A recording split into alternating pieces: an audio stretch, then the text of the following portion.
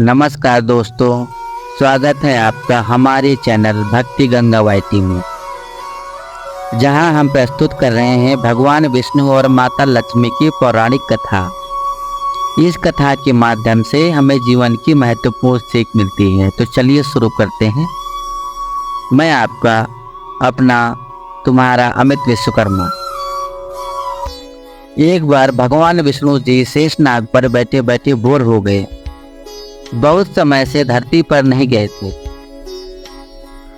इसलिए उन्होंने धरती पर घूमने का विचार किया। जैसे ही वे यात्रा की तैयारी में लग गए, माता लक्ष्मी ने उनसे पूछा, हे स्वामी, आज इतनी सुबह आप कहाँ जा रहे हैं? तो भगवान विष्णु मुस्कुराते हुए बोले, हे देवी, मैं धरती लोक पर घूमने जा रहा हूँ।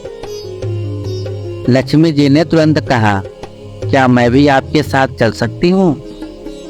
भगवान विष्णु ने उत्तर दिया, तुम मेरे साथ चल सकती हो, लेकिन एक शर्त है, तुम धरती पर पहुँचने के बाद उत्तर दिशा की ओर नहीं देखोगी। माता लक्ष्मी ने हाँ कह दी। दोनों धरती पर पहुँचे। उस समय रात की बारिश के बाद हरियाली ही हरियाली थी और वातावरण बहुत शांत था। माता लक्ष्मी मंत्र मुग्ध होकर धरती की सुंदरता देख रही थी और उन्होंने ध्यान ही नहीं दिया कि वे उत्तर दिशा की ओर नहीं देख सकती। अचानक उन्होंने उत्तर दिशा में एक सुंदर बगीचा देखा। वहां से भीनी भीनी खुशबू आ रही थी और सुंदर फूल खिले थे। माता लक्ष्मी उस बगीचे में गईं और एक सुंदर फूल तोड़ लिया। जब वे भगवान विष्णु के पास लौटी तो देखा कि भगवान विष्णु की आंखों में आंसू थे। विष्णु जी ने उन्हें वचन दिलाते हुए कहा कि हे प्रिय, हे लक्ष्मी, तुमने बिना पूछे किसी का कुछ लिया, यह चोरी है। इस गलती के लिए तुम्हें सजा मिलेगी। तुम्हें 3 साल तक उस माली के घर में रहना होगा जिसके खेत से तुमने फूल तोड़ा है। माता लक्ष्मी ने गलती मान ली और गरीब औरत का रूप धारण कर उस माली के घर में जाकर काम करने लगी। उस माली का नाम माधव था और वह अपने छोटे से खेत से गुजारा करता था। लेकिन जैसे ही लक्ष्मी उनके घर गई, उनके जीवन में खुशहाली आ गई।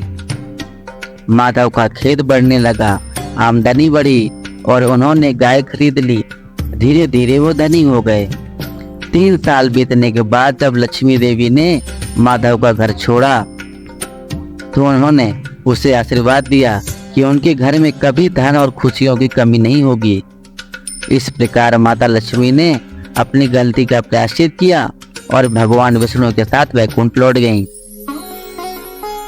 इस कथा से हमें यह सीख मिलती है कि हमें किसी से बिना पूछे कुछ नहीं लेना चाहिए और ईमानदारी से जीवन जीना चाहिए। भगवान विष्णु और माता लक्ष्मी की इस कथा में दया और करुणा और सच्चाई की गहरी सीख छुपी हुई थी। तो आशा है दोस्तों यह कथा आपको पसंद आई होगी। कृपया हमारे चैनल को सब्सक्राइब करें और इस वीडियो को लाइक और शेयर करें। जय श्री विष्णु, जय माता लक्ष्मी।